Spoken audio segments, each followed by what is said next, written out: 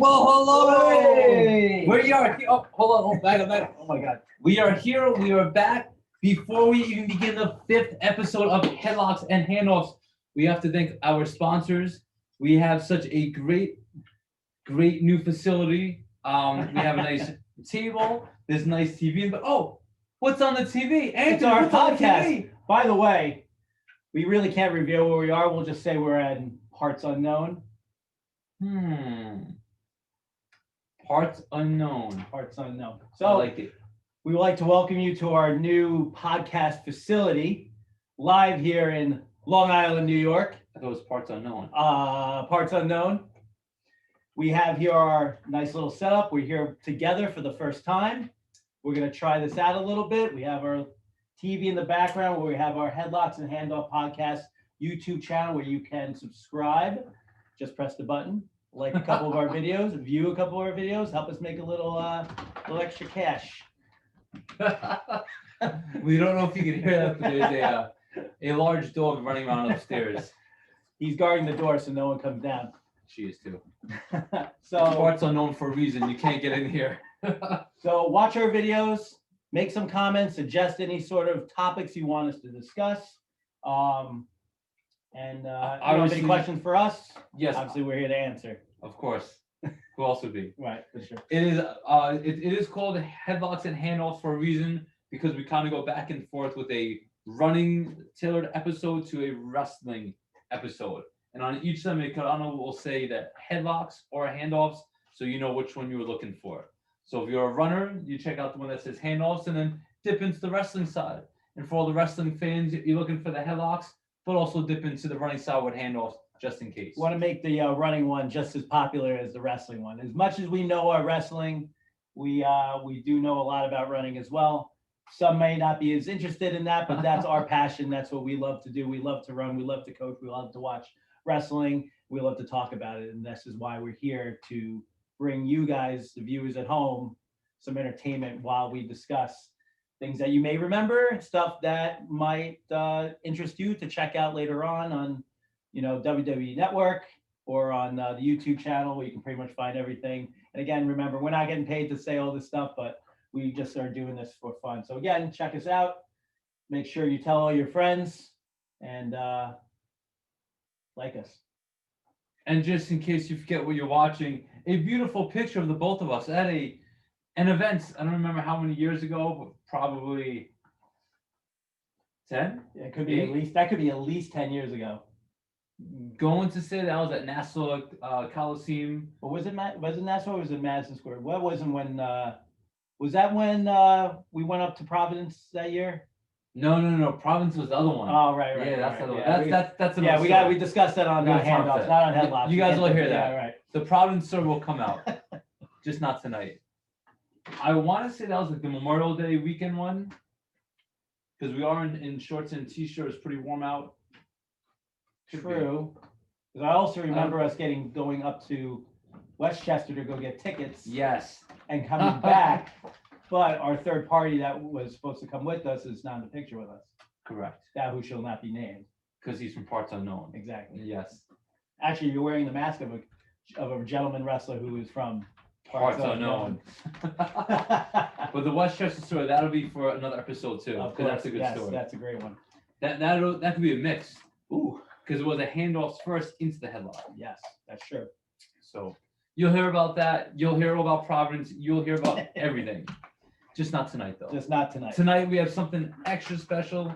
It is still January. It is Royal Rumble season, Royal Rumble month. I can't say it again because my tongue is already getting tied up with the Royal Rumble. So we're only about a week from this Sunday away from this year's 2021 Royal Rumble, which we are always excited about. And it is also 1 week from Sunday away from us recording our live show that we are going to broadcast that afternoon before the Royal Rumble starts. And we have a lot of fun and cool stuff that we're going to be doing that day. And we'll go through that eventually. But we do want to dive into on our agenda tonight. Obviously, we like to start off our headlocks with a little bit of On This Day, which is a great feature that we like to do here, is where we review things that have happened in WWE history today at a certain time period, however long ago. So this is where I'm going to kind of bring it up. I'm going to ask Chris if he remembers any of it. If he does, if he doesn't, I'll kind of remind him a little bit of it. There's a lot of cool ones today, I have to say. A couple interesting ones, but we can lead off with a pretty cool one. Can we make these a little easier? Because last time we did the trivia, I was like 0 for 20. This one, the first one you'll get. As cool as it is, you should be able to get it. All right. If you don't, then we're going to have to cancel the show altogether. We're already on the board of getting canceled. I don't know how we have the sponsor. We need more comments. We need more views and subscribers to survive here, people. We're living on water. We need this to be champagne. It says big win. Okay. We're thinking positive. We're going for the big win. We need to upgrade the Poland Springs. And then eventually to our Voss water. When you see the Voss water, you know we've made it. We have. So, diving in, 29 years ago today. I was like 10. Yeah, probably around there. So 1992, January 19th, 1992, the 1992 Royal Rumble was a very interesting Rumble, to say the least. Why do you think that one was interesting? Do you remember it all? In 92? 92. I remember that was one that Ric Flair was in. Correct. And I remember after he gave this awesome promo with Mr. Perfect with him. Yep. And I just remember thinking, because I remember Ric Flair was always that WCW guy. He was like the poster of WCW, I would say. And I want to say that he came to WWF just like a month or two before, where he was only there for a little bit. Right. So it was already shocked, like, hey, Ric Flair is here. And he just kept talking on how he's the best wrestler around, and it doesn't matter which company, like, he's the man, he's the star. And he was saying, like, I'm going into the Royal Rumble and I'm just going to win. It's amazing that since you mentioned the WCW, is that when he made his name more well known in the 90s when he was in WCW, but did achieve a good amount in WWE prior to that, at least going back for a second stint, and then coming back to WWE. But what was more significant about that Royal Rumble is the fact that just not because he won, is because it was a vacant WWE title at the time that he won after winning that Rumble. But do you remember who he eliminated to win? Yes, it was either Sid Vicious, Sid Justice, or Psycho Sid. All three. Get out of here. It was all three. Then he deserved it. He deserved it all that. But now it wasn't just Ric Flair. It was Justice. Yeah, we went over that. Right. It was Psycho Sid. Yeah, I just gave you three names. No, I remember this. I always remember seeing this. It was Hogan, Sid, whoever you want to call him, and Ric Flair at the end. And I want to say, I forget who eliminated Hogan, but Hogan gets eliminated and kind of goes to like grab Sid Justice and just yanks him over the top while Ric Flair like dumps his legs over or something. And I think Justice and Hogan were supposed to feud that year at WrestleMania. And I think it was supposed to be Ric Flair and Macho Man also. They were starting to do all that whole. Which was another great rivalry. But again, those guys carrying over to WCW later on. You know, but yeah, that's a good leadoff one. I thought that was pretty cool. Definitely one of the more memorable Royal Rumbles out there because of that. And we saw that. Well, we didn't see a vacant title a couple of years ago when Roman Reigns lost his title at the Rumble, and the winner of that Rumble ended up winning the title that year, which was Triple H. That one, yeah. Didn't Roman have it going in? Yes, I'm sorry. Yeah, so that's what I mean. It wasn't really vacant. He had it, but then was eliminated, and that was up for grabs at that point. So before we go on, do you remember why the title was vacant that year at the Rumble? I want to say it was vacant because of the Ultimate Warrior. So I'm looking it up now. I'm thinking that it would have something with Undertaker. You're thinking, or is it your computer telling you? It's blank here. Oh, I'm full of information now. Yes. I'm thinking that it had something with Undertaker Hogan, where I don't remember which show, but it might have been Survivor Series.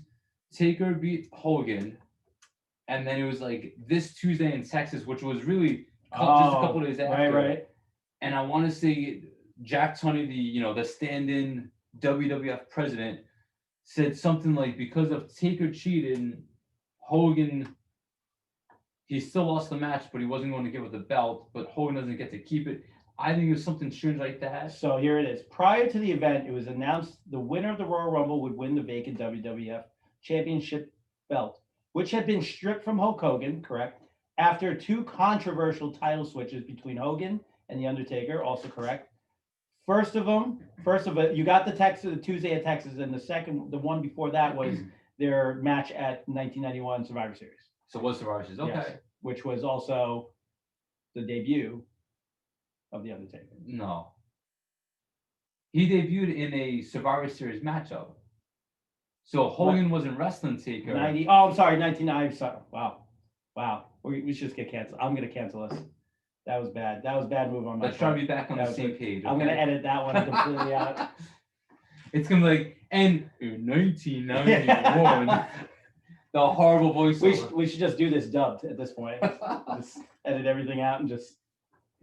So, does it say why it was controversial or just? Why was it in 92? Because I remember a lot of that at that time. I just remember when, it might have been Hogan lost because he was choked out.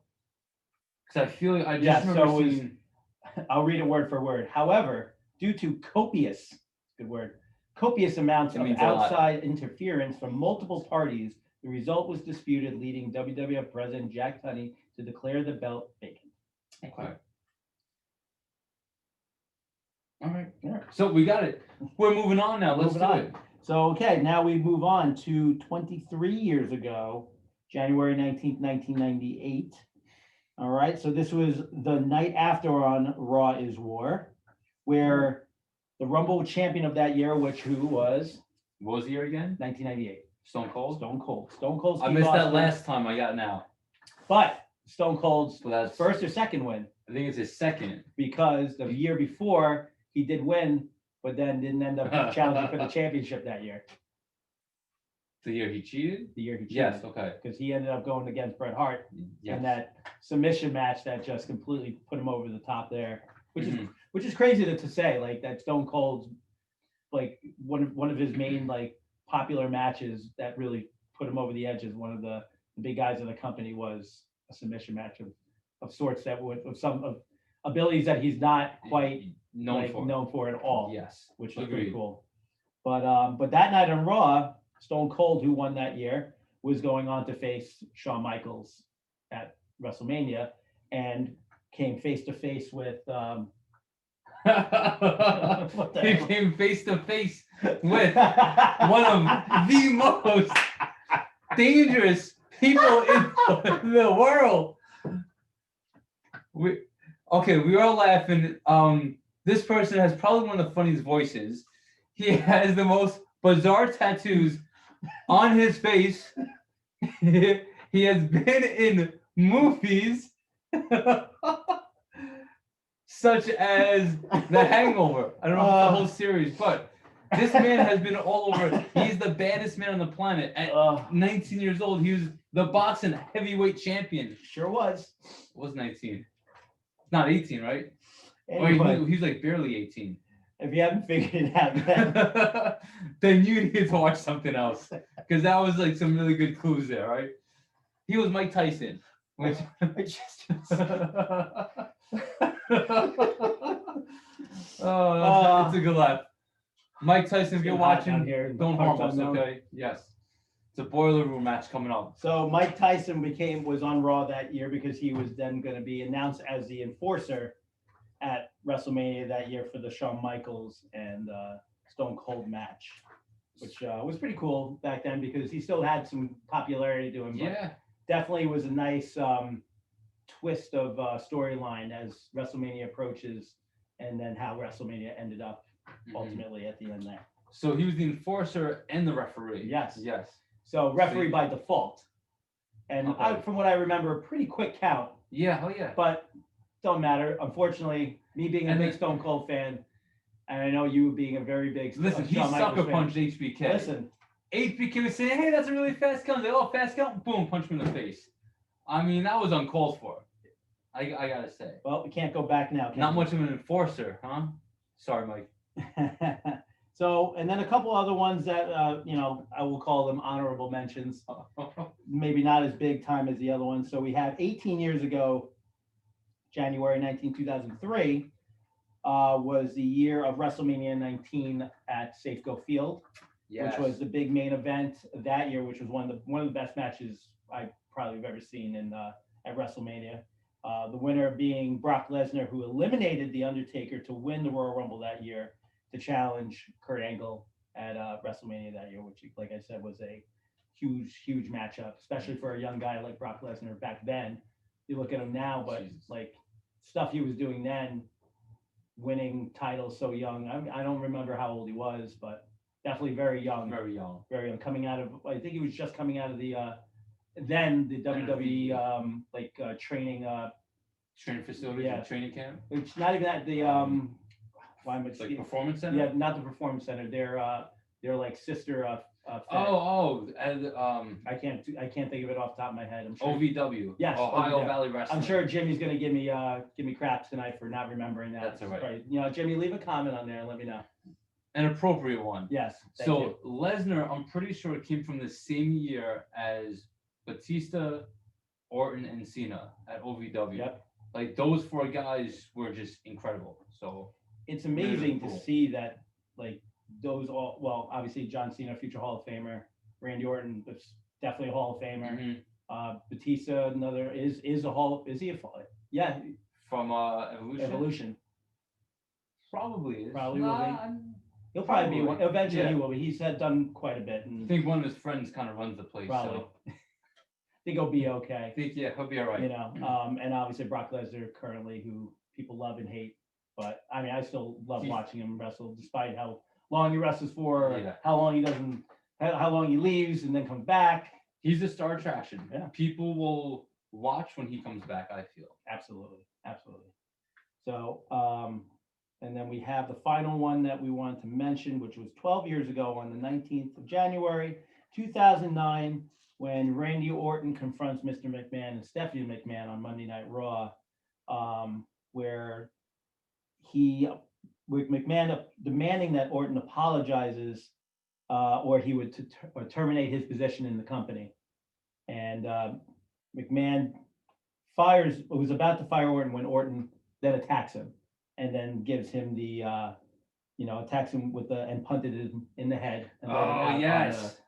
on the canvas. I remember that now. Pretty cool then, because again, Vince McMahon, a guy who's the obviously owner and the chairman, the CEO of the company, and still at that age, I mean, he's obviously older Taking now, shots, still yeah. taking tremendous shots, Yes. and just that's what makes it so great. Because you know what would happen in a day like today where Vince McMahon never did what he did, and he's still on behind the camera and Mhm. commentary, and just Color calling all these commentary. matches, and like it just wouldn't be the same. Like he was the Attitude Era. Everyone thinks it's all like Stone Cold made it, and it was really Vince McMahon, because if Vince McMahon didn't step out of the shadows from calling matches, we wouldn't probably have some of the most enjoyable wrestling we watched when we were younger, Mhm. which I thought was pretty cool. And I just think it's pretty awesome that he steps up to do that, where everyone knows who he is, what he is. They know how old he is, and it's like, hey, I'm gonna go out, and this is what's gonna happen. I'm gonna get kicked in the head. Right. Okay. So I feel like he's had a lot of those, even not super recently, but relatively recent, with Kevin Owens when he had the headbutt to the head. Yeah, headbutt to the head. Like a lot of just different things. It's like he's out there taking his hits. Oh yeah, and he's what now? 73 years old. If we only had the internet. Can we have a musical in the background? He's 75. Dude. Oh, 75. Okay. Yeah. He's almost at retirement age. I think he's been at the retirement age.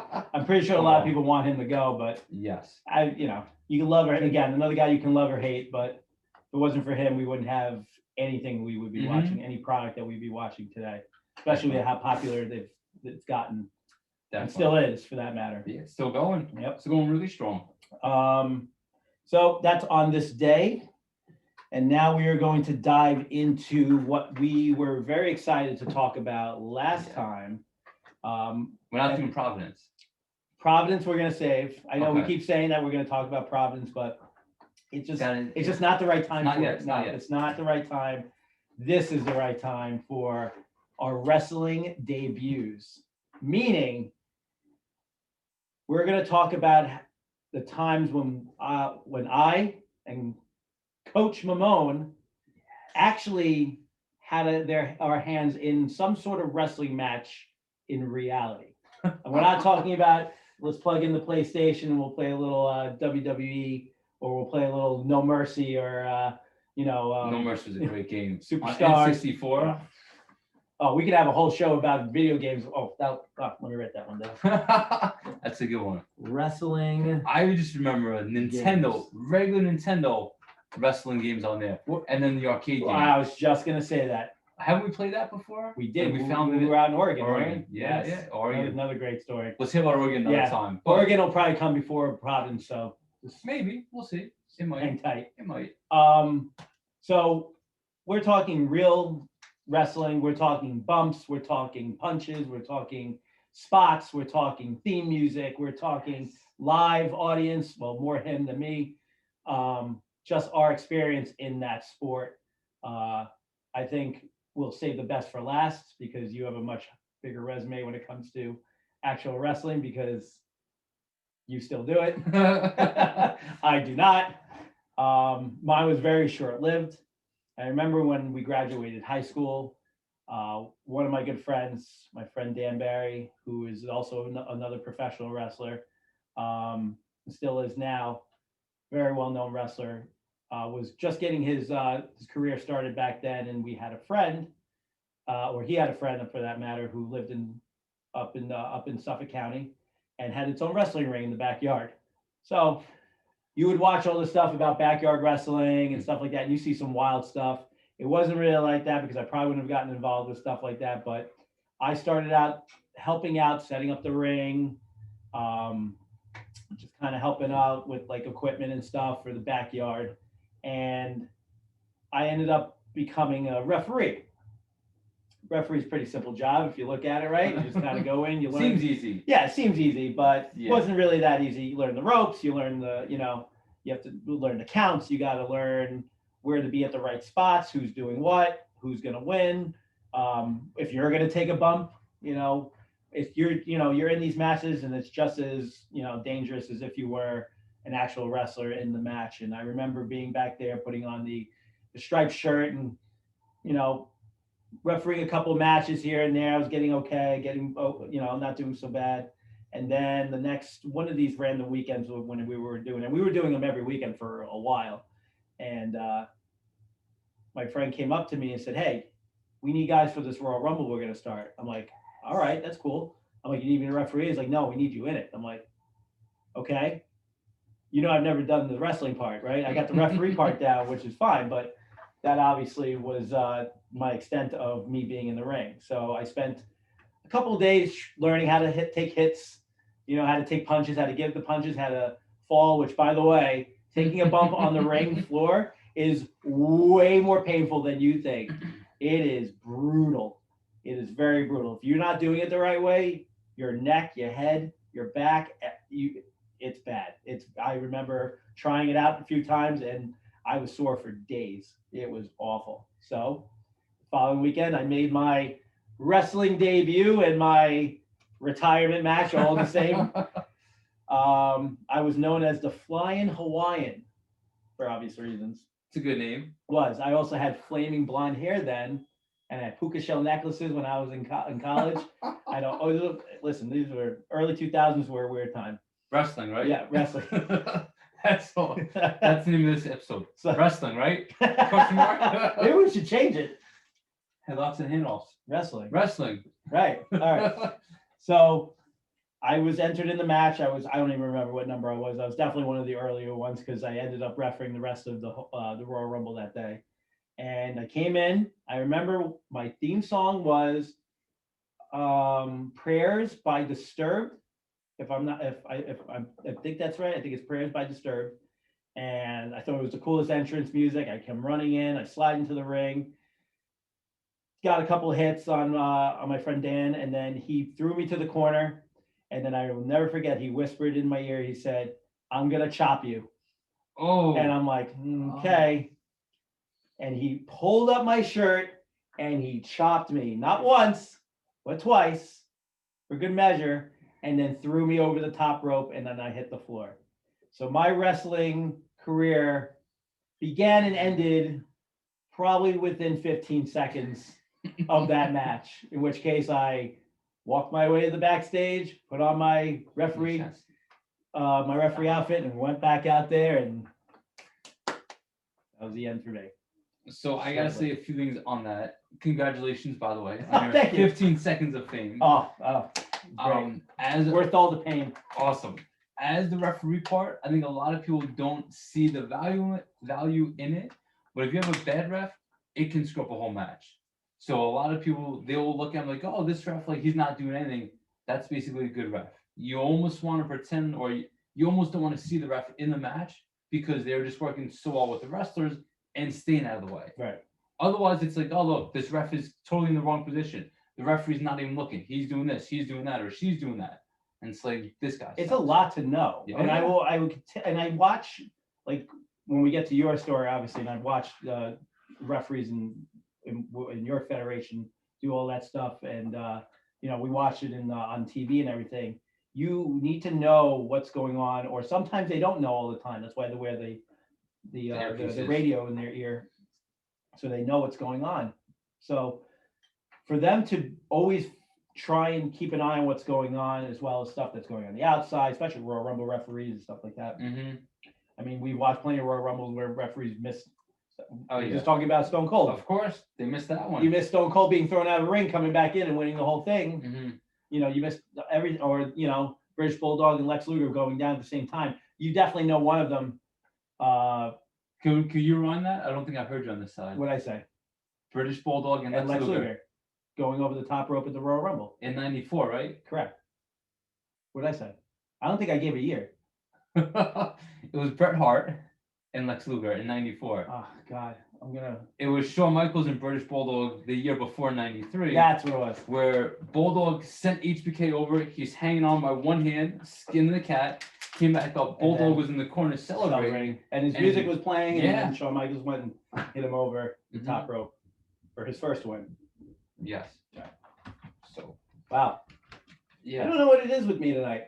Maybe it's because it took us 2 hours to settle this up. Yes. I'm like so fried, and I promised everybody I really do know a good amount of wrestling, even though it seems like I have no idea what I'm talking about right now.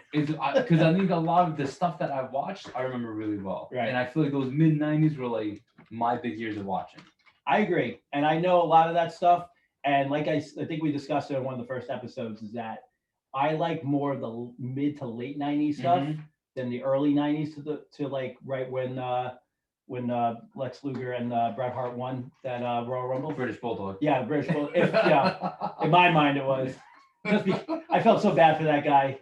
Bulldog? Oh, you know how many Royal Rumbles that guy's been in, and how many times he's drawn terrible numbers. Yeah. And it's bad, But that's another episode. Yeah, another episode to discuss in there. But let's move forward. Let's talk about you. But wait, before we get there, oh, you taking those chops, they sting so much.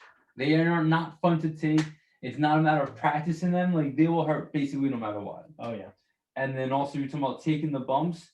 A lot of people do not realize that a ring is not thick. It's not a mattress. It's not springy. It's basically metal. On top of the metal is wood, and then a very like thin, like foam piece, basically. I would say about as thick as this book. Hopefully you can see the angle, but if not, just know it's very thin, about maybe an inch or two, maybe like 2 or 3 inches. But it's not like this nice, soft, comfy mat. It's strange, but it's really just getting used to taking the bumps and landing and not hurting your butt, your back, or your neck. Because if you take it the wrong way, you're screwed. Definitely hurts a whole lot. Yeah. I will say that I really do. And people always say how it's all predetermined, and I'm going to use the F word. We usually never use the F word here, but we say wrestling is fake at times.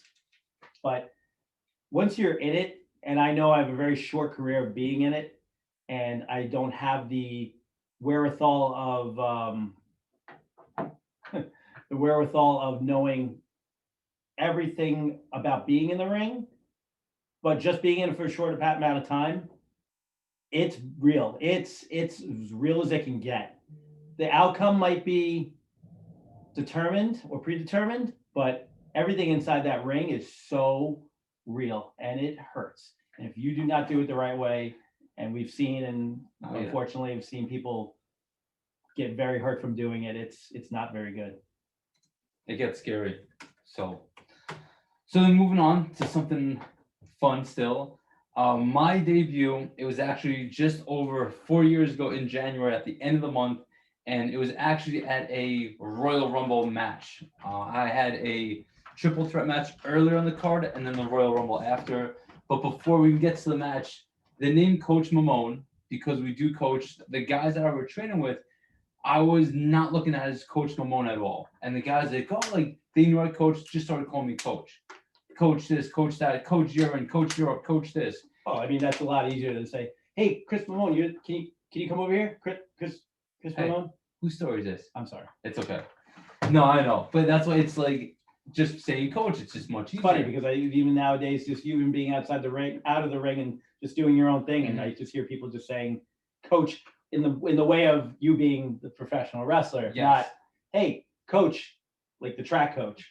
But I think it's just because you can tell how separated both egos are, I would say. It is funny. So the guys will start calling me coach, and I wasn't thinking anything of it. And they're like, hey, that should be your name. You should be Coach Mamone. And I was kind of like, what do you mean? Like, what do you mean, Coach Mamone? Like, what does Coach Mamone even do? How is this a character? How is this a wrestler? And little by little, we started going over some things and some ideas. And I was like, you know what? I can make this like a thing. I can make this Coach Mamone. And this was before the mustache. This was like clean shaving Coach Mamone. And little by little, like it all started coming together. I always looked at too. I was older when I started wrestling. Most of the guys are like, like late teens, early 20s. I have at least 10 years on them. So I'm like, I'm not going to pretend like I'm some brand new kid. I am older. I'm going to take advantage of that. I'm going to use that.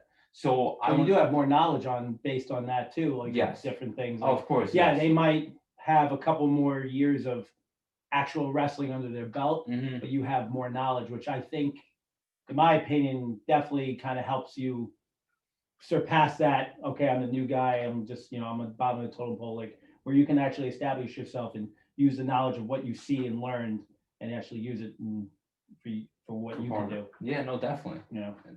It was definitely a big part of that. So using all that as my Coach Mamone persona, as the character, I looked up like old school gym teachers, and I have the picture on my phone still. It's this guy. It's red shorts, a yellow shirt. He has high socks on, and it's a collared shirt. And I'm like, that's perfect, because that for me is like what an old phys ed teacher looks like, an old high school coach. I'm like, that's perfect. And even from like that first match, the whole uniform, my costume or my gear stuck out, I feel, because no one wears short shorts and no one has a collared shirt. And it's funny because the short shorts from running, those were regular running shorts. Yep. I didn't get anything different or new. I mean, they're a little snug nowadays. Oh, a little bit more. Yeah. Not so much running thicker legs, but hey, anyhow. But it's like that's what we're used to. So like we would run around in shorts like that all through main roads, through public, like not even think. We'd go out to get fast food or get food, Subway, pizza, whatever. And like it just wouldn't mean anything. My first match, when I took my pants off in those short shorts, I was getting like catcalled. People were like hollering. And it was like, this guy's showing some leg. Yeah, but I was like, wait, hold on. I mean, it's a pale leg, but he's showing some leg. But it was very, very, very hairy legs. Right. But I was like, time out for a second. Half the guys in the ring right now have on like these tight little briefs. Like, I'm covering more than them. Right. Like, why am I getting? How's that so different? Yeah, I was like, this makes no sense. I got a little extra that what? It's short shorts. But for that reason, just people can't handle it. They don't, just too different for them. Yeah. But so that first match, it was a triple threat match, which I actually won. And going into the match, I did hurt my shoulder right before Thanksgiving. And this was in January.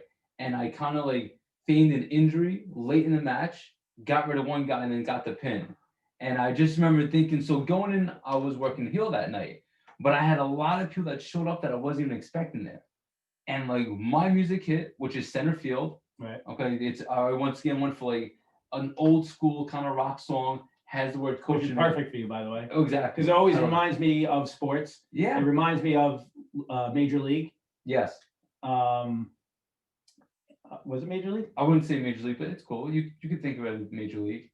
The movie No. with the British Bulldog. Well, that one where he won the Royal Rumble with Lex Luger. Yeah, with Dottie Henson? Yes, that's what it was. Yeah, of course. By the way, it wasn't Major League. It was Little Big League. Okay. I know it's Henry Running Brother. That's the Rookie of the Year. Which one's Little Big League? Little Big League, the teenager who's a manager, the kid that's a manager for the Minnesota Twins. Yes, okay, yes. Okay. Listen, I make some mistakes about wrestling here. I have the knowledge of, I'm cursed with the knowledge of movies, which All right. That is true. Which Very I haven't true. never, this worked now. It all paid off to this moment right here. Off that. Yes. Finally, it paid off. Continue, sir. I'm sorry. That's all right. So that was my theme song. I loved it. And it's funny because in the beginning, it starts off with like the clap, then goes into the music and all that. So when I first came out, people were cheering. It also has a coach in it. They Oh, always yeah, say it yeah. in it, which Well, that is was even, it. Yes. even awesome, but like it just makes it so much better. It was like perfect. Right. And what's the best part is that song is on the radio a lot. Oh yeah. The next morning driving to work, I heard it on the radio. I'm like, this is so awesome. I'm gonna win. No, I'm gonna win. Well, yeah, I'm gonna win. But no, like the next day Right. going to work. That's And it awesome. was just like, that's really cool. Like, I'm gonna hear this all over the radio because it's like a regular song. It's not like wrestling only, it's on the radio.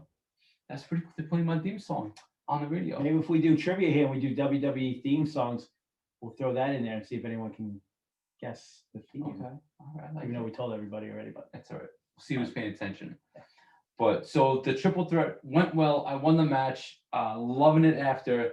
And then the Royal Rumble happened later on that night. And I actually drew number 2. So a guy that I went against, he was one. you know who drew number 2 once? British Bulldog. Yeah. Yes. High five. Probably shouldn't touch, but oh well. Gotta go sanitize that. So I drew number 2. I had my whistle going for me, and it was kind of a similar situation with you. I lasted a long time, but it was awesome. It was just a lot of fun. I'm pretty sure that wasn't a similar situation with me. You lasted a long time. I did not. Trying to If help you out. anything, it was the opposite. Well, it was So you know, similar. your debut, mine was better. You can say it that way. Okay, It's you had a day short. Well, I had a day long. So I was saying it was similar because we both got in the ring and both enjoyed it. You did. Here we go. The big difference was about 22 minutes. You know, that's about it. Big difference is you kept going and I just cowardly went into the corner and said, I'm done. That's it. You said, I want to get chopped, just do it, and I'm out. Although, when we were done with your story, Okay. we'll have a treat for everybody Sounds that good. I just brought up. Very nice. So being in the Rumble, it was really awesome because there's just so many guys in there, so much to do, and a lot of new faces, and it was just for me like just super cool. And I watched that video back of that Royal Rumble, and it's really cool to see like who was in there then, and then over the next 5, 6, 10 months, like who's still around, who got better, who left, who came in, and it was just like it's really cool just seeing that part there, and just a lot of fun with it. Yeah, that's and I remember being there and it was one of the coolest things I've ever seen. Just because like our background and just especially your background of being at a high level of an athlete in terms of running, and then now taking on another sport, another passion that you love watching and growing up with, and you turned it into something that you probably dreamt about forever, and actually going and do it and being very good and successful at that as well. You know, and it just goes to show that, you know, you honestly can, anything you do, you'll be great at, and you've shown that in 2 different ways, which is, and I've seen it firsthand both ways, and it's awesome to watch. And it's pretty cool because I'll mention it now. You may not like it, but you know, that was how long ago? That was Pretty much 4 years ago. 4 years like ago. This January. And now 4 In a years few weeks. later, obviously pre-pandemic, you became the heavyweight champion of that Of a different company, but yes. of the Vic- of a different company. So I started with FTW, Fight the World Wrestling, and that first match was actually in Deer Park at the NYWC building. Right. So that's where NYWC has all their shows. I was there a few more times after for just all different things, but mainly I am in center reach for that company, Victory Pro Wrestling. Yeah. And that's where I won the belt, not November, like 2 months ago, but the November before. And then So had you're it the for past longest year. reigning champion, We could probably add that to it, little asterisk, probably. you know. But again, it goes like you went from just debuting and doing something like, yeah, I'll just give it a shot, and now you're the heavyweight champion of Victory Pro, which is a pretty cool thing. But I always, that's watching you do that stuff is always entertaining because you're right. Like you come in, you want to be hated, but you're just such a crowd favorite. It's like Stone Cold. Like he wants people to hate you, but you're Stone Cold, man. No one's gonna ever hate you. Like there's no one. Like you're good at what you do. You're charismatic. You get the crowd over every time, even when you don't want to get the crowd over, you still do it. And you just transition yourself into a face from a heel. And it was pretty cool to see that because of the popularity. Because you don't see something like that. You just get the crowd behind you all of a sudden because they like the character and they like what you did and they like, how you perform because you're maybe not the biggest guy. You're not one of these Brock Lesnar or Ryback or Booker T or any of these big guys, but you can wrestle just as well. Hey, put a pair of short shorts and a collar That's shirt. it. We're ready to Get go. this guy baby. a whistle and a mustache. That's it. So what I was saying before was a cool thing is we talked about us wrestling, our wrestling debuts, and I was saying that you continued yours. I didn't really continue mine, but then I was like, wait a minute. We did continue, well, at least I continued mine before you really began yours. And then you started to kind of see where you can go from that. I don't know if you know what I'm talking about. Not sure yet. Maybe. Maybe. Uh-oh. What if I that's not. Oh, there we go. So he's looking for something. Oh boy. 2012. So we didn't do it this summer. I know you haven't done it in a few summers. We used to work at Foundation Running Camp, cross country and track and field camp as counselors. So it was in 2012, which was the third year of overnight. We did 2010, right? 10, 11, 12, so 3 years. Think so. I know it was early on. I think it was the third year because Carlo was in this with us and he didn't become a color captain until 2 years. No, I can't remember. Because he was with me the first 2 years. And right. He skedaddled. So anyway, so we decided to just surprise everybody in the camp where Chris, myself, our friend Billy, and our friend Carlo decided, what would be a good idea? Let's put on a wrestling match. And again, this is before before you started taking it more seriously. This is where I just kind of did my thing and just was like, all right, this will be the last time, I swear. And Billy's first time and last time, Carlo's first time and last time. And we decided we were going to put on a wrestling match. So I remember you could do this in your sleep now, but we were practicing for like 4 months. Yeah. Scripting a 20-minute match. And now that'll take you what? One night? Yeah, not even, figure out figure out spots and everything. But of course, you have 4 guys who love wrestling, or 3.5 that love wrestling. 3 1/4. 3 1/4. But have never actually done it to the capacity of planning it and doing it from our end. And I thought that was pretty cool. It's something that we did that was, I'm just going to play a quick little clip here of our entrances, if you can see it. Oh boy. Right now, it's going to be crazy. It is. I don't know if we have music going, but you'll see the entrances coming out. Uh-oh. No. We're going to play a little ad for Hulu, which they're not endorsing this. Oh, no. Hey, feel free to type into YouTube the name, and now it's at 10. Oh my goodness, don't look, that's kind of it. But it was basically a whole table, ladder, chairs match with our table being set up, and the championship belt was being held up top for the world famous title. And this is Carlo. Oh, there's the coach. There I am. And I will say that a lot of it I felt actually kind of went too well. Yeah. And look at your face. You have something. You don't have a mustache. Oof. That's a 200-pound man I just tossed across the ring. More like 200 ounces. More like 2 pounds. And there I am, hurt because I'm always hurt. Legitimately hurt. My knee is killing me. And that's our mat. That's our it wasn't really the greatest mat. Here it is. Myself and my friend Billy were up on top of the ladder, trying to get that belt, hitting each other. They're duking it out. This is like my fat stage. Coming down. Ladder, this was crazy. The ladder actually gave out when it wasn't supposed to. It was supposed to fall with us. It fell the opposite direction. We almost missed the mat. And then we fell right on our heads onto the mat. Not the Didn't we just show this? yeah, we did just I wanted to, it was just I was thinking, I think this already happened. up, and then we have the ending. Now here over comes here. the big win. Here I am. That's a pretty heavy table. that table weighs at least 300 pounds. Obviously, it's effortless for me. And I don't think they noticed that I put the chair down over there for them not to see. And as you can see, it was a capacity crowd of 100 people.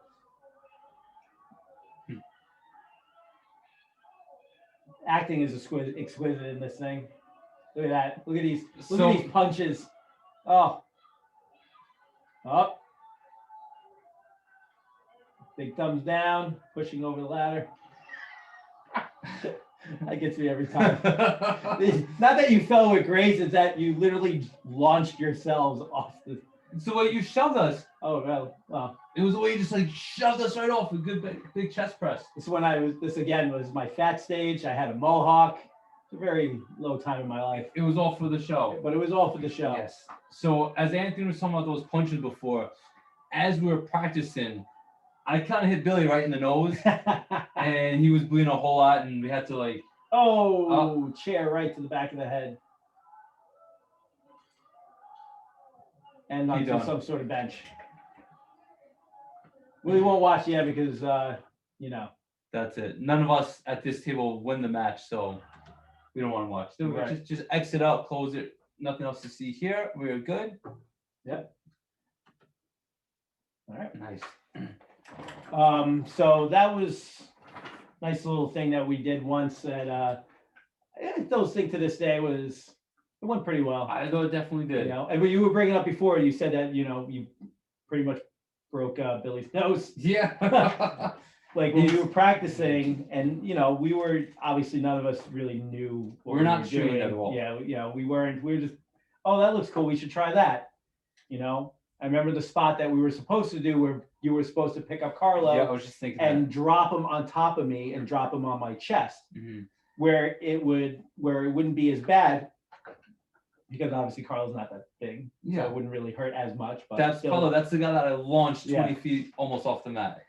It was a heart foundation spot where it was basically the reverse body slam. Yep. So instead of going facing the person, his back was towards me. I would pick him up and slam down this guy Carlo onto him. But it was simple as it sounds. It's easy. Easy. But until someone decides they don't want to do the move, Carlo decides I'm going to just move my knees a little bit more toward my chest, crunches up, and then his shin hits me right in the forehead, in which case it hurt.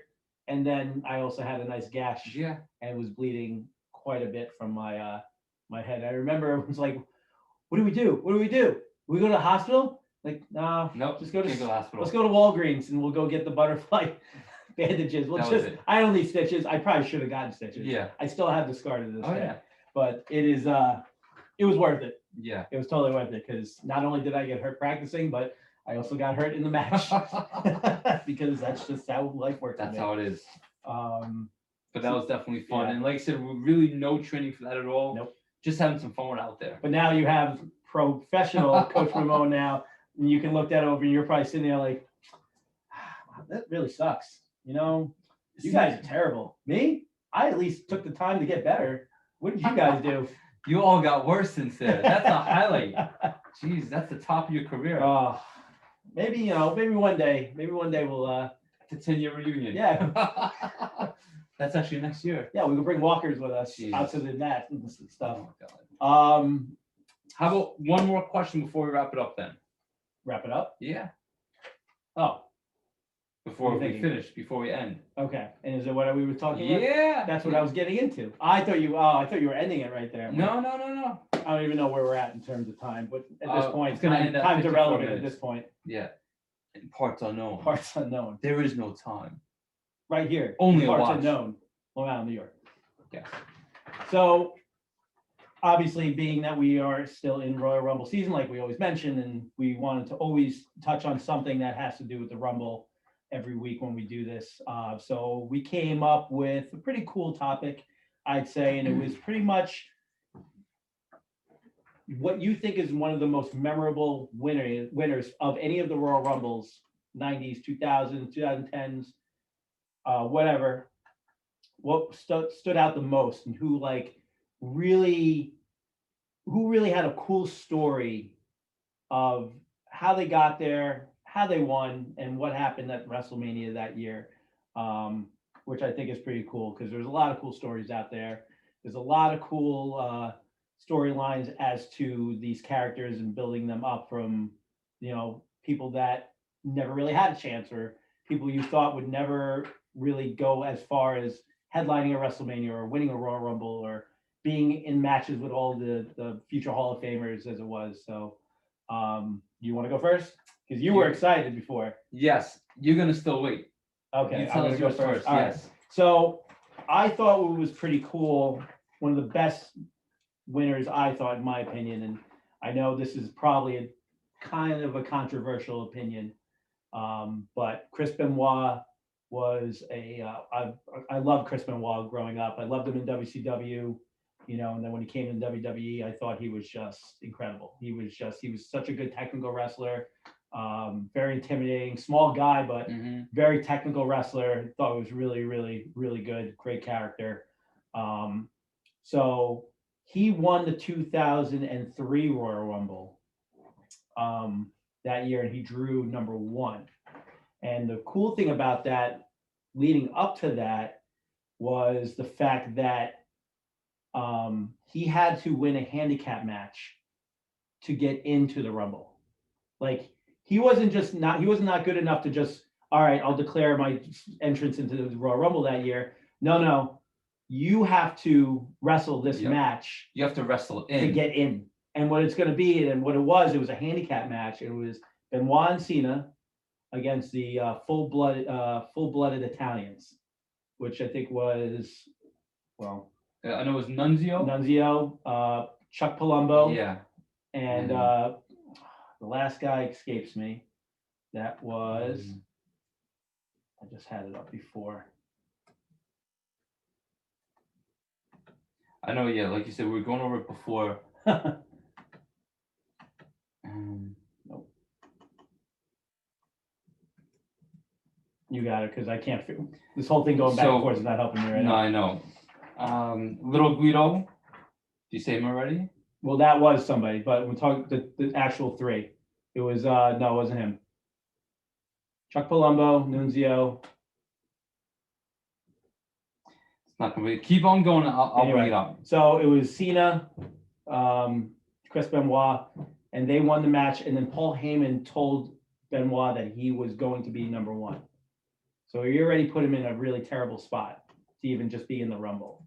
So Chris Benoit wins the Rumble, tosses over Big Show, was the last one with him, puts Big Show over to win the whole thing. And Big Show was a late number. I think it was 24, around that number to entrant into the Rumble. So obviously everyone thought guy his size against a guy Benoit's size, who's going to really, who's going to win this one. But Benoit pulled it off. Then went on to WrestleMania and to headline at Madison Square Garden that year, which was awesome. And that was a great match because it put him in the match with Triple H and Shawn Michaels in a triple threat for the World Heavyweight Championship that year, and won. But what I thought was kind of interesting, which made it even better, was because everyone remembers the raw emotion from Chris Benoit winning that title and how much it meant to him and all the years he put into winning it. And then obviously Eddie Guerrero, who obviously is also not here anymore, out there celebrating with him as the WWE champion at the time. But what I forgot, which I thought made that even cooler, which probably made it even more emotional for him, is when Chris Benoit won the WCW title, that same belt in WCW in 2000, and won it from Sid Justice, or Sid Vicious, or Psycho Sid, whichever one of the 3 it was. In January of 2000, won the WCW title and then left the company to go to WWE. What was even crazier was that WCW then didn't even recognize him as winning the World Mhm. Heavyweight Championship there. So technically, he never was a wasn't really champion. Yeah. But the WWE recognized it later on, but then he absolutely earning And it then- where on the biggest stage of them all Yeah. at WrestleMania, which was just an awesome thing. So, we could talk about Benoit as being a person who obviously everyone knows of the things he's done after, later in his life, which is just obviously a very terrible thing. But when he was in his career wrestling and a very popular wrestler and just doing great things like that, I thought that story was pretty cool as a Royal Rumble winner. Definitely. Yeah. So I will say I couldn't really find exactly FBI that night. There was like a whole list of different people on there, but I remember from the Royal Rumble win, I think Benoit had Big Show in a like a front headlock, and Big Show lifted him over the top rope on the apron, and Benoit kind of like Just held on to him. Yeah, almost like laid down with him in his forearms, and then he just fell right over basically. All right, so if you're looking that up, you go for that. So when you asked me the question before, Johnny Stamboli? sounds like it. There's a lot of members. Well, that's why I was There's like, a lot of oh, members. Which one? I mean, It might actually just be the same person with different Yeah. nicknames. that's true. Big Vito, Yeah. Sal E. Graziano, Yeah. Isn't that the guy in One Man Gang. Well, I saw it too. I was like, I don't know if that's the same one. It Strange. might not be. Either way, it was a pretty hard way to get into the Rumble, It was. and then being rewarded with a really terrible number. Mm-hmm. But like you said, it's a pretty cool story. Yeah. And as you're seeing all that, it actually makes the guy I'm thinking of even more special too. Okay. So it's someone that, like you said, had to fight through a whole lot. Someone that wasn't really always looked at as that big number one guy in the company. And it's actually Drew McIntyre. So when That's a good one. Thank you. When McIntyre started, he was Vince McMahon's personal pick as the Intercontinental Champ. And he was undefeated for however many matches or days or whatever it was. People don't realize how far back he started in I know. and how young he was. Yes. And if you look at a picture of what he looked like then when he started in WWE and where he is It's now, insane. it's like night and day. It's Oh, yeah. insane. It is. It's just insane. That's all you could really say. Right. So different. Like you can't even look at that. So back then, as the IC champ, he had all these days or whatever. And it's funny because I think he actually lost to R-Truth, and that's what ruined his undefeated streak. And then I think he went on like, oh no, McMahon is going to take that out of the record books. That one didn't count. I'm still undefeated. I still have the championship belt. Just this whole little story. I know then he was with 3MB with Jinder Mahal and Which Heath was Slater. an awesome faction. Yes. Still. That's another one. Cheesy as that was, Yes. that was an awesome faction to watch because Mhm. they were just so entertaining They to watch. were a lot of fun. And then he took, I guess, some time away from WWE and from wrestling, being at different shows, helping out, doing those things. I saw him wrestle a lot at a company called Evolve, where anytime they came to New York, we were there helping out with the ring crew. And I saw him walking in, he was in a suit. I saw him with a sweatshirt on. And the first thing I thought of was like, oh, that's Drew McIntyre. He used to be the IC champ years ago, and he's a beast now. Wasn't he fired from WWE?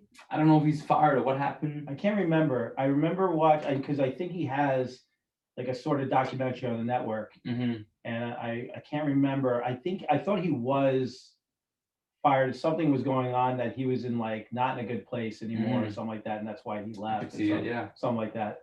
I think that you're almost promised all this, or you're brought up so fast and just have a lot going for you, but then things don't really pan out, and then you kind of forgotten about.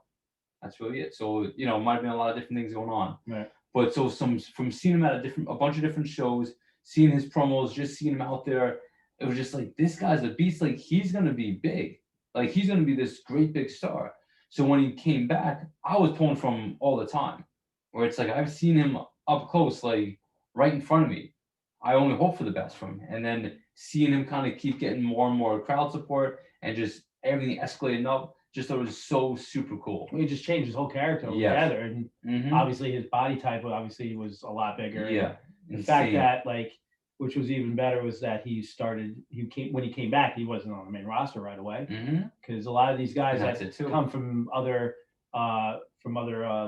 Companies. companies like New Japan, or just all these other indie companies, they don't just come up to a main roster now. They go and wrestle in Yeah. NXT, and You kind of prove your worth. and if you can make your worth well known Yeah. in NXT, like you're doing something. Because in my opinion, NXT is probably one of the best things about WWE, because that product is just Yeah. off the wall, always good wrestlers, and just incredible. I remember watching him there. I'm sure you said you were following him. Yeah. And it's just so much cooler because like you actually see these guys. Like I didn't work physically in the ring or something like that close, but just knowing like, hey, he's right here. We're doing ring crew. We're helping out with this. He's just walking around. You overhear some conversations like, wow, like we're right there. There's a handful of guys now on the main roster where I kind of like had similar situations like that. And it's always like, oh, this guy's on NXT now. He's gonna make it within the year. He'll be there. Yep. And it's like, yeah, I remember him from a couple of years ago. He was killing it every show. It's like, wow. It's just really cool to see like those guys make it at that level. But it's also heartbreaking to watch, because as cool as it is for how he got out of there and what he accomplished now, like because of what we're in now in that pandemic, and watching his huge one of the biggest moments of his life just to be taken away from him. I mean, I just hope that this year will be a lot different. Definitely. And, you saw that they announced They're going back, to yeah. Tampa. So it goes Tampa. Is it Vegas in 2 years? I think it's LA in 2 years. They're Okay. gonna be at the SoCal Stadium in LA where the Rams play. Yeah. Which is sick, because you've seen that stadium. Oh, that's gonna be epic. Although I'm sure if everything pans out and they're back in Tampa, and hopefully they'll have crowds there, it will definitely be something pretty cool. So maybe we'll take a trip down there. Maybe if we're allowed. Maybe a live show from down there. Oh, a live show live. Ooh. Well, we need some more sponsors for that. So I put some us know. cash in our pockets. Yeah. And then to plane tickets. Yeah. Or if you want to just get us a plane ticket, that's cool too. If you want to donate, maybe a hotel room. Maybe we'll have a GoFundMe page. Yeah. Give me a headlock for $5. Yes. You can wrestle my friend here. He thinks he's Stone Cold and Owen Hart. That's another one. Yep. Yes. Chuck that one up. Another. I'll write that one. But guys, I think that's all for tonight. We went over a whole lot. We've been here for a while trying to set everything up, and it's probably still like another hour show, maybe 58 minutes. Who knows? I'm afraid to go look. I am too. When I stop the recording. Yes. Here. But as always, guys, definitely give us a like, give us a subscribe, comment below. Let us know what you want to see on here next. Yep. And that's it. We'll be everybody. definitely talking, guys, before the Rumble. We have our live show day of the Rumble. We have some special guests coming in, hopefully. And we'll go from there. Again, leave comments. Ask us if you any suggestions you want us to any topics you want us to talk about. Just go to Headlocks and Handoffs. Subscribe, like, comment, and we will answer anything that you guys want to ask us. And otherwise, we'll see everybody on Thursday for Handoffs. Oh, so we read the whole thing. Well, yeah. Well, Thursday's Handoffs. You can read the whole thing? Oh, yeah, now we can. Okay. All right. We'll see you on Thursday for Headlocks and Handoffs for the Handoffs edition. Yes. Good night, Hand off to everybody. you. Good night.